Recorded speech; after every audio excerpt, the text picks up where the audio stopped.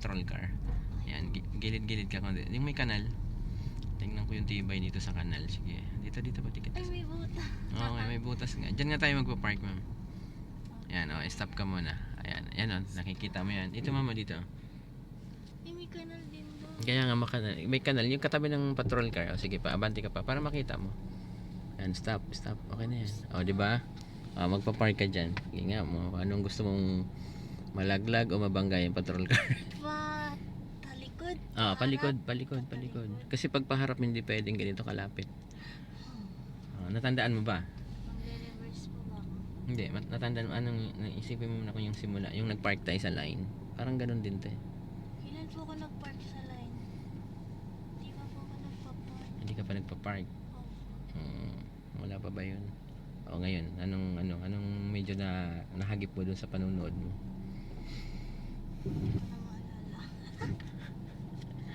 Kasi 'di ba ang magiging reference mo diyan, ma'am, si kanal doon mo itatapat si side mirror. Doon po sa ganun. Yung 'di ba kahabaan, kasi kung halimbawa, ma'am, guhit yung kanal tapos may guhit dito, ayan si patrol car nga kahit hindi nakaayos yan, pero magiging reference mo rin yan si patrol car mamaya pag atras natin. Kasi pag tapat ng side mirror mo doon sa kanal, 'di ba magda-diagonal ka pa ganun. Pag nag-diagonal ka ngayon, ang makikita mo dito sa right mirror bago ka umatras, si patrol car. Ito. Kasi dapat kung may line yan, yung unang line ang makikita mo sa side mirror bago ka mag-reverse. So, itatapat ko po yung side mirror dito sa kanal. Okay, tapat mo na. Stop. Ayan. Tapos saka ka mag-full turn left. Sige, sagad sa kaliwa. Okay. Ayan, tingin sa likod na. Brake mo konti mo. Tingnan mo dito, ma'am, sa right mirror. Nakita ko po siya. Nakita mo na si patrol car. Pwede nang umatras. Kailangan makita ko po. Makita mo muna siya dito sa right mirror. Kasi kahit hindi nakaayos yan si patrol car, basta makita mo siya dito sa right mirror, ibig sabihin pwede ka na mag-reverse. Reverse. Tapos yung brake mo na, stop mo na. Full turn mo na sa right. From full turn, bago po tanggalin yung pa ako sa brake, mag-full turn ka muna. Sige. Sige lang. Kala ko ba kumain ka na? Sige lang. Tuloy-tuloy lang yung full turn hanggang sa bagad. Yun. Okay. So ngayon pag atras mo ngayon, ma'am, kailangan itong si patrol car dito lumabas sa kaliwa, ha? Kailangan makita ko po siya dito. Kasi si kanal dito sa right side natin, si patrol car sa left mo. So nasa gitna nila tayong dalawa. Okay. Pag hindi mo yan nakita si patrol car dyan sa side mo, ibig sabihin nun, may mali sa procedure. Pero imposible hindi mo makita yan.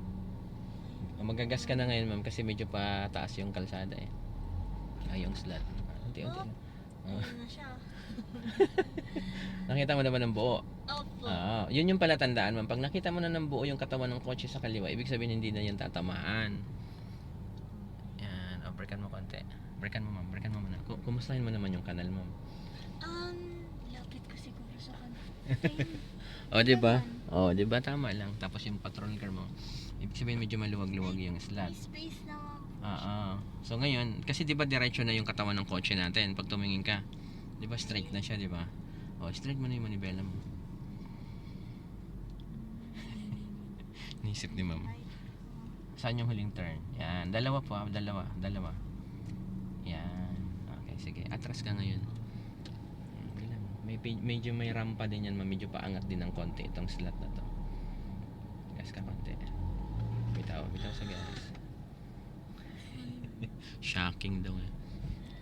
Gas pa. Akit mo pa. Yan. Sabay brake. Chuk, stop.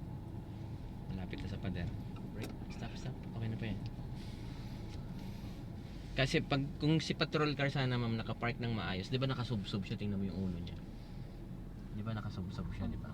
Kasi kung nakapark sana siya ng maayos lang, pwede sana yung side mirror mo doon sa last na doorknob niya, yung bukasan ng pinto sa likod na pintuan, di ba? Dapat po doon nakatapat. Doon mo siya itatapat kasi opposite yung position yung dalawa eh. Ngayon kung nakaharap sana siya, side mirror mo at saka side mirror niya, pwede magkapantay.